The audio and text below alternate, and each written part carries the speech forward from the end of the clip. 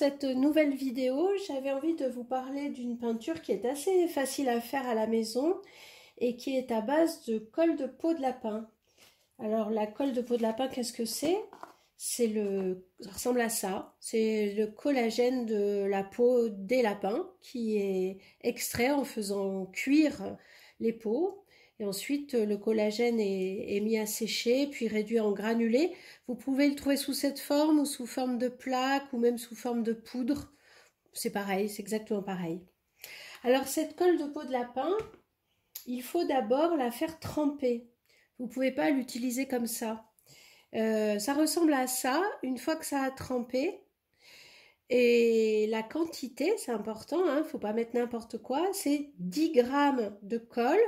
10 grammes de colle pour 100 ml d'eau. 10 grammes de colle et 100 ml d'eau.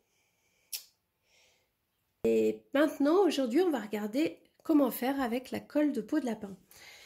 Donc, on a fait tremper nos 10 grammes dans 100 litres d'eau. Donc, bien sûr, 10 grammes dans 100 ml d'eau. Mais vous pouvez bien sûr multiplier, ça reste toujours à 10%.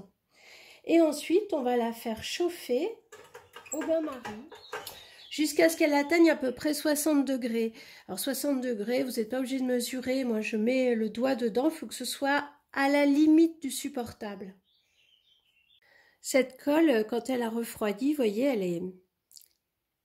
elle est solide. Je ne sais pas si on voit bien. Elle est un petit peu souple, dure. Et c'est simplement quand on la réchauffe qu'elle redevient liquide.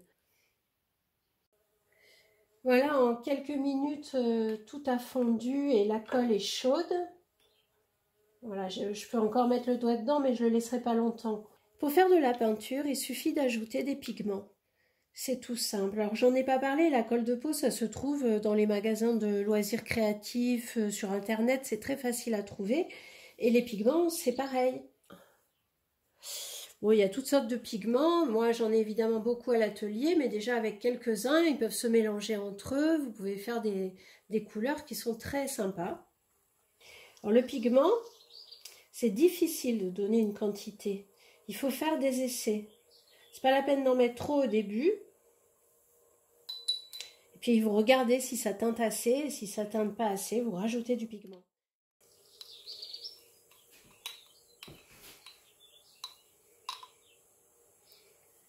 Voilà ma couleur. Alors bien sûr, c'est une peinture qui va se poser à chaud. Donc on ne va pas traîner.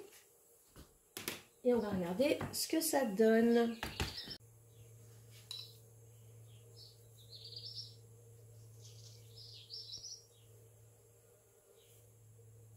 Vous voyez, ça couvre bien.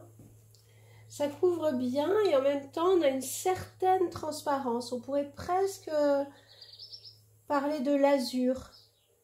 On va encore voir le veinage du bois.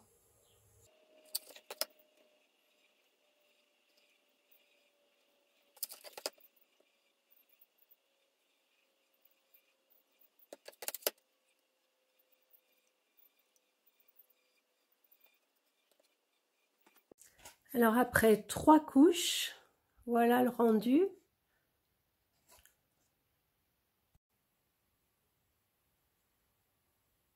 Voilà, on peut très bien en rester là, c'est très bien comme ça, mais on peut également vernir ou bien cirer. Moi, je vais les cirer, j'aime bien la finition pour les cadres. Et après, c'est terminé, il n'y a plus qu'à rincer les pinceaux se lavent à l'eau chaude et c'est tout. Voilà, toutes ces peintures se posent sur des supports ouverts, c'est-à-dire des supports qui boivent. Et maintenant, à vous de jouer!